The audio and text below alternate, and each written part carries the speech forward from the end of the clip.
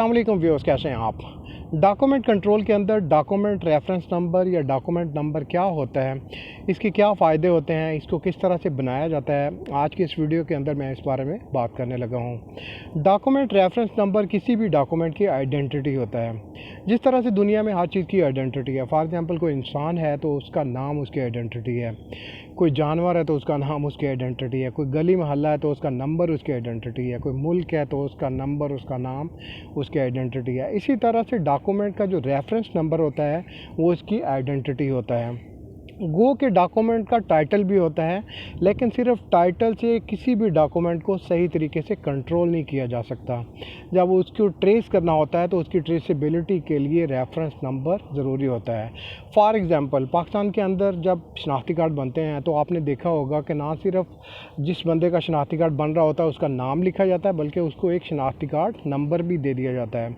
उसकी वजह यह है कि लार्ज डेटा को कंट्रोल करने के लिए नंबरिंग जो है वो बहुत ज़्यादा हेल्पफुल होती है, और नंबरिंग से हम डेटा को अच्छे तरीके से रिकॉर्ड कर सकते हैं, और फिर जब हमने उसको ट्रेस करना होता है तो उसको ट्रेस भी आसानी से कर सकते हैं। इसी तरह से जब भी कोई डॉक्यूमेंट क्रिएट होता है, क्योंकि डॉक्यूमेंट्स हैं किसी भी प्रोजेक्ट पे या किसी भी इदारे के अंदर बहुत ज़्यादा तादाद में क्रिएट होते हैं, डेली बेसिस पे अगर आप देखें तो लाखों की तादाद में डॉक्यूमेंट जनरेट होते हैं, तो इसलिए उनको एक रेफरेंस नंबर दे दिया जाता है।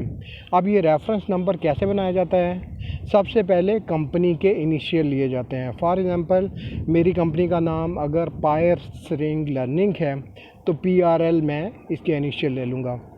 उसके बाद प्रोजेक्ट के इनिशियल लिए जाते हैं। फॉर एग्ज़ाम्पल मेरी कंपनी जिस प्रोजेक्ट पे काम कर रही है उसका नाम XYZ है, तो ये दो चीज़ें होगी, PRL-XYZ। उसके बाद उस प्रोजेक्ट का कोई नंबर है, फॉर एग्ज़ाम्पल 1 2 3 नंबर है तो वो आ जाएगा। अब ये तीन चीज़ें होगी, PRL, फिर उसके बाद प्रोजेक्ट का XYZ, और उसके बाद डैश 1 2 3। उसके बाद ये कौन सा डॉक्यूमेंट है, फॉर एग्ज़ाम्पल मटेरियल सबमिटल है तो MS, शॉप ड्राइंग है तो SD, डॉक्यूमेंट सबमिटल है तो DS, RFI है तो RFI। तो ये चौथी चीज़ जो है वो ये आ जाएगी, और सबसे एंड में लास्ट में जो है वो एक नंबर दे दिया जाता है, फॉर एग्ज़ाम्पल 001, 002, 003। तो इस तरह से ये एक रेफरेंस नंबर क्रिएट हो जाता है। किस तरह से?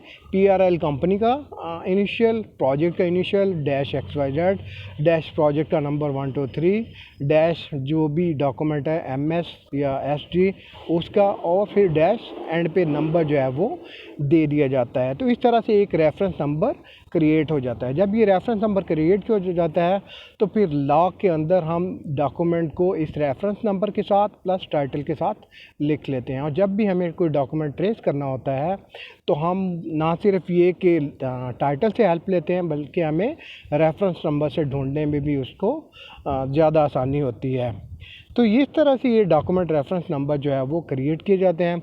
अगर तो आप किसी सॉफ्टवेयर के अंदर, किसी डॉक्यूमेंट कंट्रोल सॉफ्टवेयर के अंदर काम कर रहे होते हैं तो वहाँ पे ये रेफरेंस नंबर जो है वो ऑटोमेटिकली ना सिर्फ जनरेट हो जाता है बल्कि लॉग भी हो जाता है। लेकिन अगर आप मैनुअली डॉक्यूमेंट कंट्रोलर का काम कर रहे होते हैं तो आपको मैनुअली इसको क्रिएट भी करना होता है और लॉग भी करना पड़ता है किसी एक्सेल शीट के अंदर।